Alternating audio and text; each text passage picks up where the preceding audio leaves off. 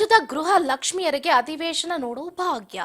25 ಮಾದರಿ ಲಕ್ಷ್ಮಿಯರ ಜೊತೆ ಕಲಾಪ ವೀಕ್ಷಣೆ ಮಾಡಿದ್ದಾರೆ ಹೆಬ್ಬಾಳ್ಕರ್ ಅವರು. ಒಂದು ಕಡೆ ಇದು ಸಂತಸದ ವಿಷಯ ಅಂತಾನೆ ಹೇಳ್ಬೋದು. ಸದನದ ವಿಚಾರ ಕಣ್ತುಂಬಿಕೊಂಡಿದ್ದಾರೆ ಮಾದರಿ ಲಕ್ಷ್ಮಿಯರು.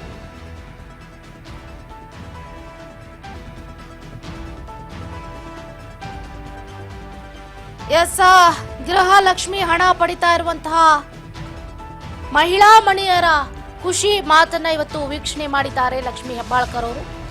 ರಾಜ್ಯದ ಗೃಹ ಲಕ್ಷ್ಮಿಯರಿಗೆ ಅಧಿವೇಶನ ನೋಡುವ ಭಾಗ್ಯ ಒಂದು ಕಡೆ ಆದ್ರೆ ಅವರ ಸಂತಸದ ಮಾತುಗಳನ್ನ ಕೇಳುವಂತಹ ಭಾಗ್ಯ ಮತ್ತೊಂದು ಕಡೆ. 25 ಮಾದರಿ ಲಕ್ಷ್ಮಿಯರ ಜೊತೆಯಲ್ಲಿ ಕಲಾಪ ವೀಕ್ಷಣೆಯನ್ನ ಮಾಡಿದ್ದಾರೆ ಮಹಿಳಾ ಮತ್ತು ಮಕ್ಕಳ ಸಚಿವೆಯಾಗಿರುವಂತಹ ಹೆಬ್ಬಾಳ್ಕರ್. ಸದನದ ವಿಚಾರವನ್ನ ಕಣ್ತುಂಬಿಕೊಂಡಿದ್ದಾರೆ ಮಾದರಿ ಲಕ್ಷ್ಮಿಯರು. ಗಮನಿಸ್ತಾ ಇದ್ದೀರಿ, ಈಗಾಗಲೇ ಸದನಕ್ಕೆ 25 ಮಹಿಳಾ ಮಣಿಯರೊಂದಿಗೆ ಲಕ್ಷ್ಮಿ ಹೆಬ್ಬಾಳ್ಕರ್ ಅವರು ತೆರಳ್ತಾ ಇರುವಂತದ್ದು. ಸದನ ವೀಕ್ಷಣೆಯನ್ನ ಮಾಡುವಂತಹ ಕಾತುರತೆಯಲ್ಲಿ ಗೃಹ ಲಕ್ಷ್ಮಿಯರಿದ್ದಾರೆ. ಸೊ ಇದೊಂಥರ ಯಾರಿಗುಂಟು ಯಾರಿಗಿಲ್ಲ ಅನ್ನೋ ಭಾಗ್ಯ ಅಂತಾನೆ ಹೇಳ್ಬೋದು. ಸೊ ಯಾರೊಬ್ಬರಿಗೂ ಕೂಡ ಈ ರೀತಿಯಾದಂಥ ಚಾನ್ಸ್ ಸಿಗಲ್ಲ. ಬಟ್ 25 ಮಹಿಳಾ ಮಣಿಯರಿಗೆ ಇವತ್ತು ಸಿಕ್ಕಿದೆ. ಅವ್ರು ಆಡಿರುವಂತಹ ಮಾತುಗಳು, ಏನ್ ಸಾಧನೆ ಮಾಡಿದ್ದಾರೆ, ಗೃಹಲಕ್ಷ್ಮಿ ಹಣವನ್ನ ತಗೊಂಡು ಅವರು ಯಾವ ರೀತಿ ಕೂಡಿಟ್ಟು ನೋಡಿ. ನಾವು ಮೊನ್ನೆ ಗಮನಿಸಿದ್ವಿ, ಅತ್ತೆ ಸೊಸೆಯರು 60,000ದಿಂದ 1 ಲಕ್ಷ ರೂಪಾಯಿ ಹಣದಲ್ಲಿ ಬೋರ್ವೆಲ್ ಅನ್ನ ಹಾಕ್ಸಿದ್ರು. ಇನ್ನು ಕೆಲವರು ಫ್ರಿಡ್ಜ್ ತಗೊಂಡಿದ್ದಾರೆ, ಇನ್ನು ಕೆಲವರು ಬಂಗಾರದ ಓಲೆಗಳನ್ನು ತಗೊಂಡಿದ್ದಾರೆ, ಇನ್ನು ಕೆಲವರು ಎಜುಕೇಶನ್ಸ್ಗಳನ್ನ ಅಂದ್ರೆ ಮಕ್ಕಳಿಗೆ ಎಜುಕೇಶನ್ಸ್ಗೆ ಹಣವನ್ನ ಕೊಟ್ಟಿದ್ದಾರೆ. ಅಷ್ಟೇ ಅಲ್ಲದೆ ಗೃಹೋಪಯೋಗಿ ವಸ್ತುಗಳನ್ನ ತಗೊಂಡಿದ್ದೀವಿ ಅಂತ ಕೂಡ ಸೋಷಿಯಲ್ ಮೀಡಿಯಾದಲ್ಲಿ ಫುಲ್ ವೈರಲ್ ಮಾಡಿರುವಂತಹ ದೃಶ್ಯಗಳನ್ನ ಎಷ್ಟೋ ನಾವು ಗಮನಿಸಿದ್ದೀವಿ. ಸೊ ಆ ವಿಷಯಕ್ಕೆ ಸಂಬಂಧಪಟ್ಟಂತೆ ಈ ಗೃಹಲಕ್ಷ್ಮಿ ಹಣ ಹೆಣ್ಣು ಮಕ್ಕಳಿಗೆ ಬಹಳ ಉಪಯುಕ್ತ ಆಗ್ತಾ ಇದೆ. ಇದನ್ನ ಯಾಕೆ ನಾವು ಸದನದಲ್ಲಿ ಪ್ರಸ್ತಾಪ ಮಾಡಬಾರ್ದು ಅನ್ನುವಂಥ ನಿಟ್ಟಲ್ಲಿ ಇವತ್ತು ನಿರ್ಧಾರವನ್ನ ಕೈಗೊಂಡ್ರು. ಅದೇ ರೀತಿಯಾಗಿ ಸದನದಲ್ಲೂ ಕೂಡ ಆ ದೃಶ್ಯಗಳನ್ನು ನೋಡಿ ಹೆಬ್ಬಾಳ್ಕರ್ ಅವರು ಬಹಳ ಸಂತಸವನ್ನ ವ್ಯಕ್ತಪಡಿಸಿದ್ರು.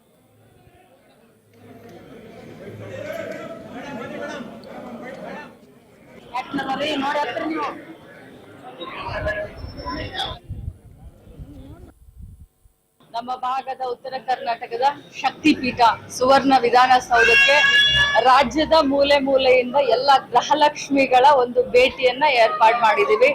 ಯಾಕಂತಂದ್ರೆ ಈ ಯೋಜನೆ ಶುರು ಆದಾಗಿಂದ ಬಹಳಷ್ಟು ಟೀಕೆ ಟಿಪ್ಪಣಿಗಳು, ವಿರೋಧ ಪಕ್ಷದವರು ಈ ಯೋಜನೆಯನ್ನ ಬರೀ ಇಲೆಕ್ಷನ್ಗೋಸ್ಕರ ಅಷ್ಟೇ ಮಾಡಿದ್ದಾರೆ ಅಂತ ಹೇಳಿ ಬಹಳಷ್ಟು ಮಾನ್ಯ ಮುಖ್ಯಮಂತ್ರಿಗಳ ಮೇಲೆ, ನಮ್ಮ ಸರ್ಕಾರದ ಮೇಲೆ ಗೂಬೆಯನ್ನ ಕೂರಿಸ್ತಾ ಇದ್ರು. ಆದ್ರೆ ಗೃಹಲಕ್ಷ್ಮಿ ಯೋಜನೆ ಏನು ಸಿದ್ದರಾಮಯ್ಯ ಸಾಹೇಬರ ಕನಸಿನ ಕೂಸು, DK ಶಿವಕುಮಾರ್ ಸರ್ ಒಂದು ಕನಸಿನ ಕೂಸಾಗಿತ್ತು. ಈ ಗೃಹಲಕ್ಷ್ಮಿಯ ಯೋಜನೆಯಿಂದ ರಾಜ್ಯದ ಮೂಲೆ ಮೂಲೆಯಿಂದ ಇವತ್ತು ಇಲ್ಲಿನೂ ನಿಂತ್ಕೊಂಡಿದ್ದಾರೆ, ಅಲ್ಲಿ ನೋಡ್ಬೋದು, ಅಲ್ಲೇನೂ ನಿಂತ್ಕೊಂಡಿದ್ದಾರೆ. ಅವ್ರಿಗೂ ಕೂಡ ಗೃಹಲಕ್ಷ್ಮಿಯ ಲಾಭ ಆಗಿದೆ.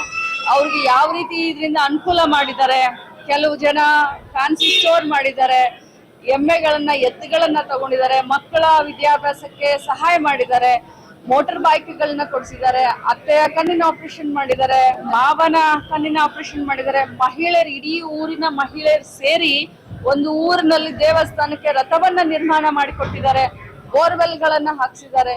ಸೊ ಈ ಎಲ್ಲಾ ಮಹಿಳೆಯರನ್ನ ಇವತ್ತು ಮಾನ್ಯ ಮುಖ್ಯಮಂತ್ರಿಗಳು ಮತ್ತು ಉಪಮುಖ್ಯಮಂತ್ರಿಗಳ ಜೊತೆಯಲ್ಲಿ ಸಂವಾದ ಕಾರ್ಯಕ್ರಮ ಮಾಡಿಸೋದಕ್ಕೆ ಮತ್ತು ವಿಶೇಷವಾಗಿ ನಮ್ಮ ಇಲಾಖೆ ಮಹಿಳಾ ಮಕ್ಕಳ ಕಲ್ಯಾಣ ಇಲಾಖೆಯ ಕೆಲಸ ಯಾವ ರೀತಿ ಇರುತ್ತೆ, ಈ ಯೋಜನೆಯ ಅನುಷ್ಠಾನ ಹೇಗಿರುತ್ತೆ, ಇಲಾಖೆಯ ಅಧಿಕಾರಿಗಳ ಜೊತೆ ಒಂದು ಸಂವಾದ ಕಾರ್ಯಕ್ರಮವನ್ನು ಕೂಡ ನಾವು ಮಾಡ್ತಾ ಇದೀವಿ. ಜೊತೆಲಿ ಟ್ರಾನ್ಸ್ಜೆಂಡರ್ಸ್, ಈ ಸಮಾಜದಲ್ಲಿ ದಮನಿತರು, ಧ್ವನಿ ಇಲ್ಲದಂತವರು ಅಂತ ಬಹಳಷ್ಟು ಟೀಕೆ ಟಿಪ್ಪಣಿ ಇರ್ತಾ ಇತ್ತು. ಆದ್ರೆ ಇವತ್ತು ಗೃಹಲಕ್ಷ್ಮಿಯ ಯೋಜನೆಯನ್ನ ಟ್ರಾನ್ಸ್ಜೆಂಡರ್ಸ್ ಕೂಡ ಈ ತಿಂಗಳದಿಂದ ನಾವು ಕೊಡ್ತಾ ಇದ್ದೀವಿ. ಅವರು ಕೂಡ ಅವ್ರನ್ನೆಲ್ಲರನ್ನೂ ಕೂಡ ಇವತ್ತು ಕಲಾಪದ ವೀಕ್ಷಣೆಗೂ ಕರ್ಕೊಂಡು ಹೋಗ್ತಾ ಇದ್ದೀನಿ. ಮುಖ್ಯಮಂತ್ರಿಗಳು ಉಪಮುಖ್ಯಮಂತ್ರಿಗಳ ಜೊತೆ ಸಂವಾದ ಕಾರ್ಯಕ್ರಮ ಕೂಡ ಏರ್ಪಾಡು ಮಾಡಿದ್ರು. ನಮ್ಮ ಭಾಗದ ಉತ್ತರ ಕರ್ನಾಟಕದ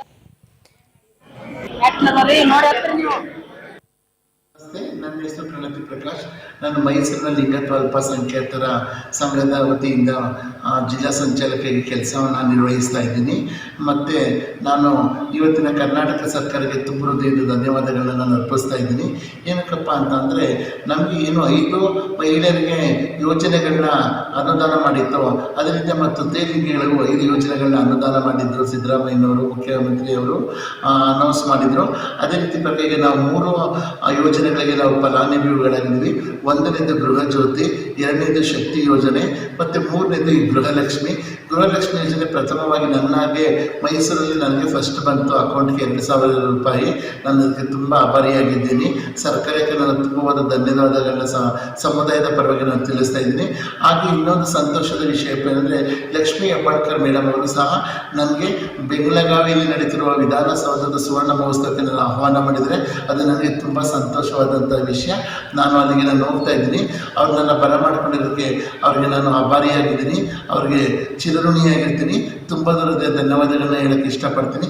ಜೈ ಹಿಂದ್, ಜೈ ಕರ್ನಾಟಕ. ಮತ್ತೆ ನನ್ನ ಹೆಸರು ಎಸ್, ಗಮನಿಸ್ತಾ ಇದೆಯಾ ಟ್ರಾನ್ಸ್ಜೆಂಡರ್ಸ್ ಕೂಡ ಅಂದ್ರೆ ಏನು ಗೃಹಲಕ್ಷ್ಮಿ ಹಣವನ್ನ ಪಡೆದಿರುವಂತಹ ಮಂಗಳಮುಖಿಯವರು ಕೂಡ ಲಕ್ಷ್ಮೀ ಹೆಬ್ಬಾಳ್ಕರ್ ಅವರ ಬಗ್ಗೆ ಹಾಡಿ ಹೋಗಲಿದ್ದಾರೆ. ಅಷ್ಟೇ ಅಲ್ಲ, ಸರ್ಕಾರ ಕೊಟ್ಟಿರುವಂತಹ ಪಂಚ ಗ್ಯಾರಂಟಿಗಳು ಏನಿದೆಯಲ್ಲ, ಅನ್ನಭಾಗ್ಯ ಕೂಡ ಬಡವರಿಗೆ ಅನ್ನ ಆಗ್ತಾ ಇದೆ. ಗೃಹಲಕ್ಷ್ಮಿ ಯೋಜನೆಯಿಂದ ನಾವೆಷ್ಟೋ ವೃದ್ಧಿ ಆಗಿದ್ದೀವಿ. ಎಷ್ಟೋ ನಾವು ಒಂದು ಕಡೆ ಹೇಗೆ ಅಂತಂದ್ರೆ ನಮ್ಮನ್ನ ನಾವು ಕಂಡುಕೊಂಡಿದ್ದೀವಿ. ಯಾರ ಹತ್ರನೂ ಕೂಡ ಕೈ ಚಾಚುವಂತಹ ಅವಶ್ಯಕತೆ ಇಲ್ಲಪ್ಪ. ತಿಂಗಳಿಗೆ 2,000ನೇ ಆಗಲಿ, ಯಾವನು ಕೊಡ್ತಾನೆ, ಯಾರು ಕೊಡೋದಕ್ಕೂ ಕೂಡ ಸಾಧ್ಯ ಇಲ್ಲ. ನಮ್ಮ ಹಣವನ್ನು ನಾವು ತಗೊಳ್ತಾ ಇದ್ದೀವಿ, 2,000 ರೂಪಾಯಿ ಅಕೌಂಟಿಗೆ ಬೀಳುತ್ತೆ. ಗೃಹಲಕ್ಷ್ಮಿ ಆಗಿರ್ಬೋದು, ಗೃಹಜ್ಯೋತಿ ಆಗಿರ್ಬೋದು. ಗೃಹಜ್ಯೋತಿನೂ ಅಷ್ಟೇ ನೋಡಿ, ಈಗ ಏನು ತಿಂಗಳಿಗೆ 200 ಯೂನಿಟ್ ವಿದ್ಯುತ್ ಫ್ರೀಯಾಗಿ ಬರ್ತಾ ಇದೆ. ಬಡ ಕುಟುಂಬ ಆರಾಮಾಗಿ ಜೀವನವನ್ನು ಸಾಗಿಸ್ಬೋದು. ಒಂದು ಕಡೆ ಕರೆಂಟ್ ಬಿಲ್ ಇಲ್ಲ, ಅಕ್ಕಿ ಫ್ರೀಯಾಗಿ ಬರುತ್ತೆ, 2,000 ರೂಪಾಯಿ ದುಡ್ಡು ಬರುತ್ತೆ. ಯುವ ನಿಧಿ ಯೋಜನೆ ಬೇರೆ ಬಂದಿದೆ. ಅಷ್ಟೇ ಅಲ್ಲದೆ ಎಲ್ಲಾದರೂ ಹೋಗಬೇಕು ಅಂತಂದರೆ ಶಕ್ತಿ ಯೋಜನೆ ಬೇರೆ ಇದೆ. ಫ್ರೀ ಆಫ್ ಕಾಸ್ಟ್ ಎಲ್ಲಿ ಬೇಕಾದರೂ ಹೋಗಬಹುದಾಗಿದೆ. ಸೊ ಹಾಗಾಗಿ ಇಂತಹ ಪಂಚ ಗ್ಯಾರಂಟಿಗಳನ್ನು ಕೊಡ್ತಿರುವಂತಹ ಸರ್ಕಾರಕ್ಕೆ ನಾನು ಚಿರಋಣಿಯಾಗಿರ್ತೀನಿ. ಅಷ್ಟೇ ಅಲ್ಲದೆ ಮಹಿಳಾ ಮತ್ತು ಮಕ್ಕಳ ಸಚಿವ ಆಗಿರುವಂತಹ ಲಕ್ಷ್ಮೀ ಹೆಬ್ಬಾಳ್ಕರ್